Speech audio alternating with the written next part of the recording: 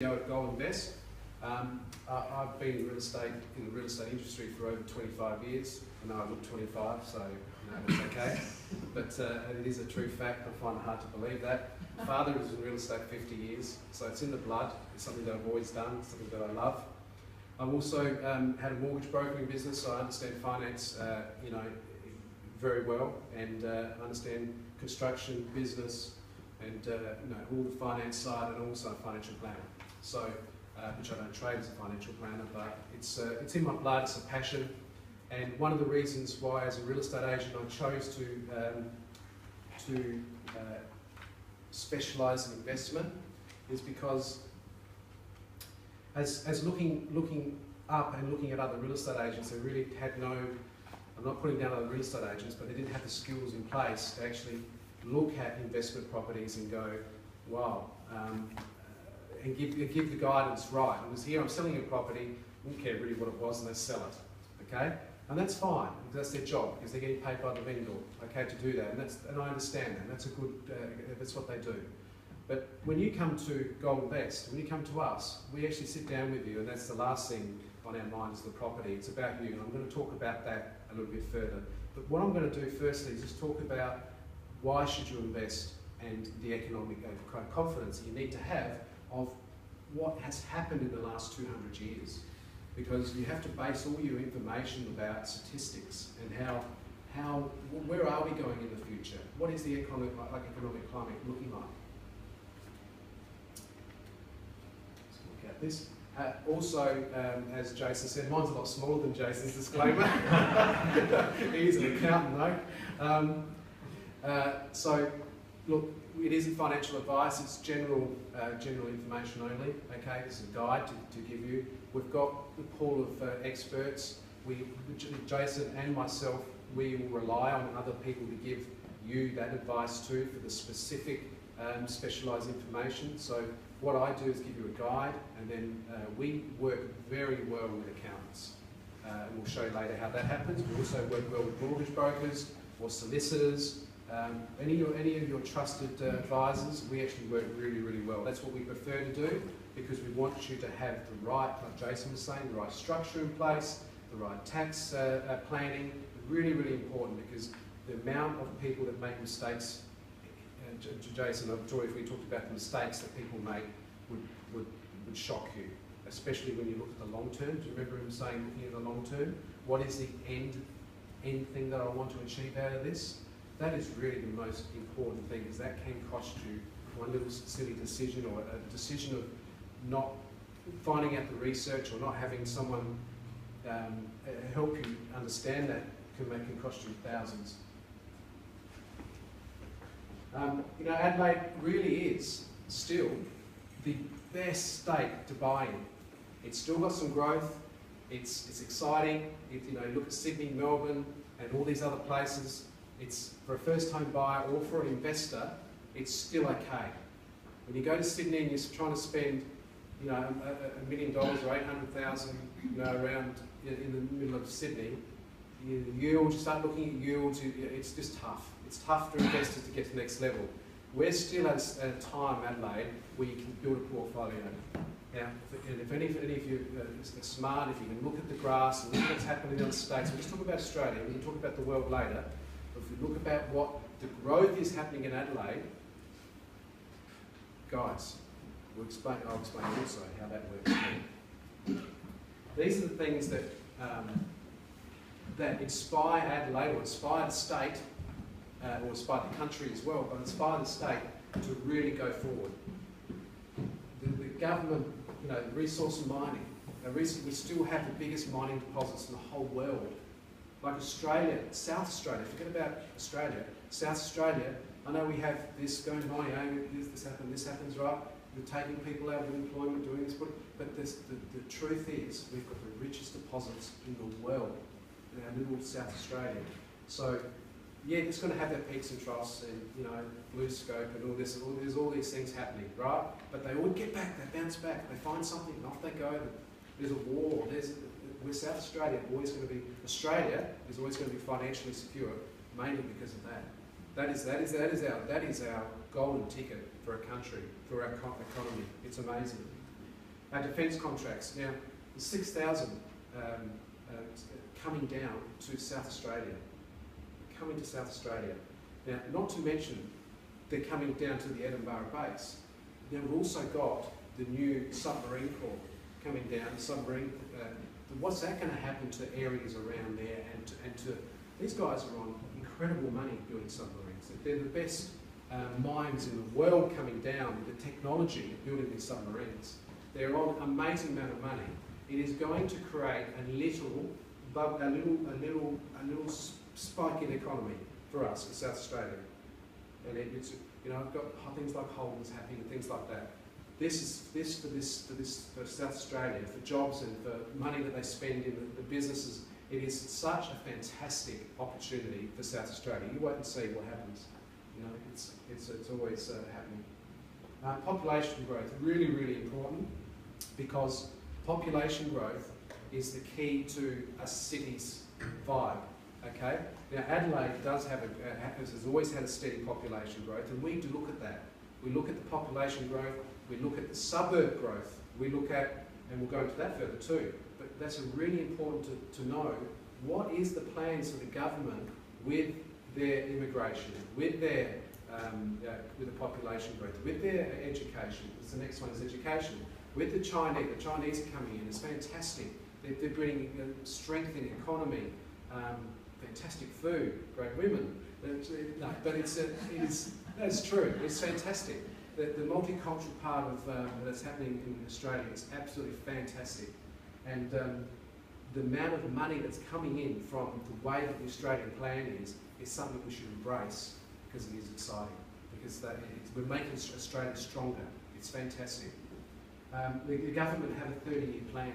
Now the 30-year plan has been launched out, and they're improving this plan. And the 30-year plan is mainly looked at London, China, or Dubai, looked at these New York. They've looked at the super cities, okay, and they've looked at the infrastructure of India, all these places. They've looked at the super cities and go, how did those cities grow? How did the transport work? How did they live together like that? Because Australia, back in the 50s, it was a 1,000 square metre block, and you couldn't kick a football to your next door neighbour. But now, every decade, we're moving into together now. So it's gone like this, and now it's going like this. Okay, that's what life's about now. Okay, it's population growth. It's happening. They've got such an amazing test and measured approach to government, and I've sat into so many of these plans that the government. I go to every single plan just to realise what is happening in South Australia. What's the likelihood of that's happening in certain areas?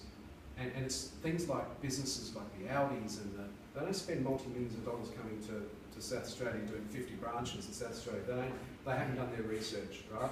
McDonald's, etc., right? So it's following these plans. The infrastructure with transport, really, really important. So the government have now decided that any main road can start building up. Now, that's never happened before in South Australia. It happened in the other states. When that happened in the other states, it started happening in the 70s, 80s, it started happening in Melbourne and Sydney, definitely Sydney, and it started happening a little bit later in Melbourne.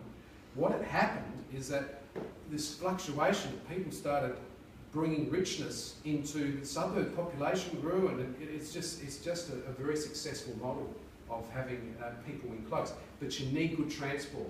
You need to have good parking. You need to have trains, buses, parks. You need to have enough shops and schools. You need to have quick access. So you've got the Southern Expressway, which has changed the whole face of the southern area.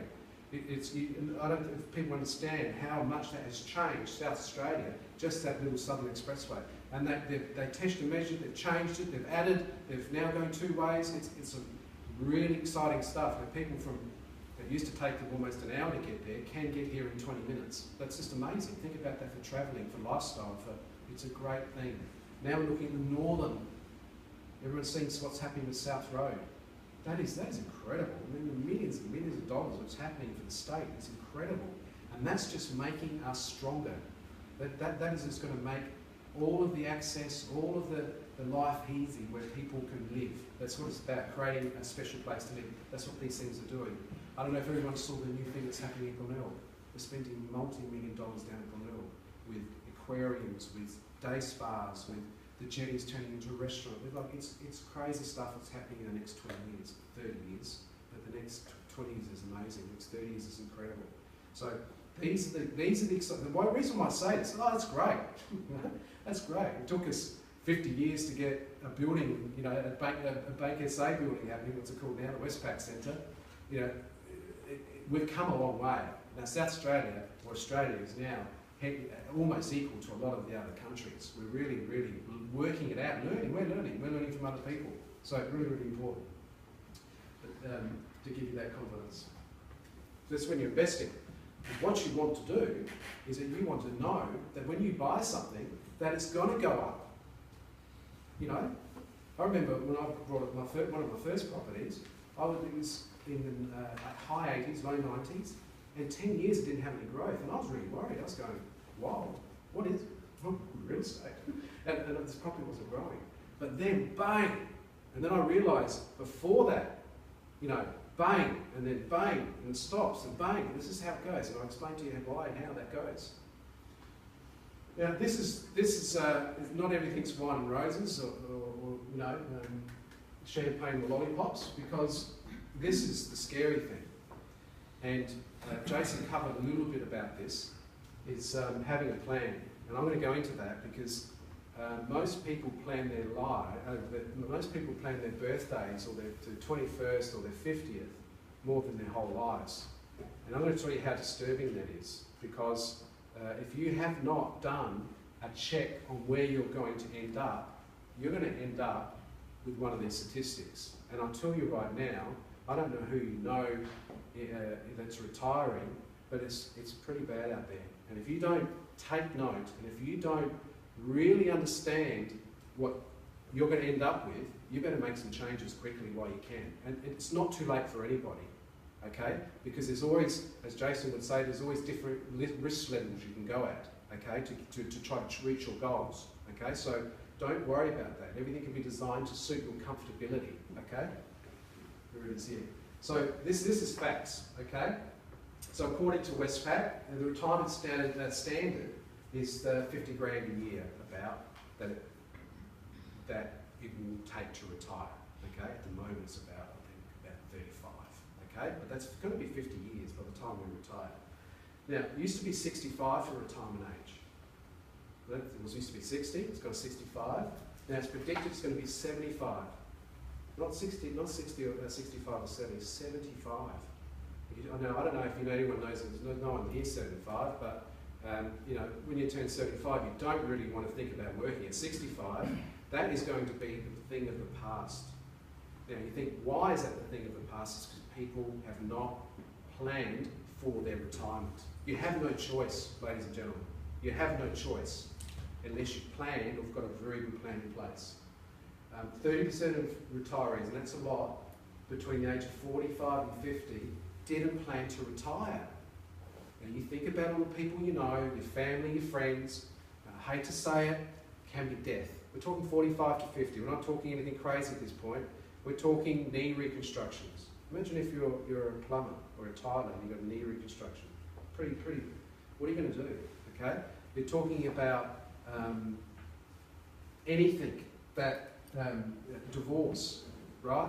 You're talking about death, divorce, sickness, cancer. All these things can happen to you, which stop your plan. So you've got to have a plan B as well, okay? It's most likely that, I won't scare you too much, but you know that the statistics of health isn't that great when you start getting into this bracket. So you need to plan for that, because it takes people back a real far away when a health issue happens. And you think, oh, I'll be right. You won't be right.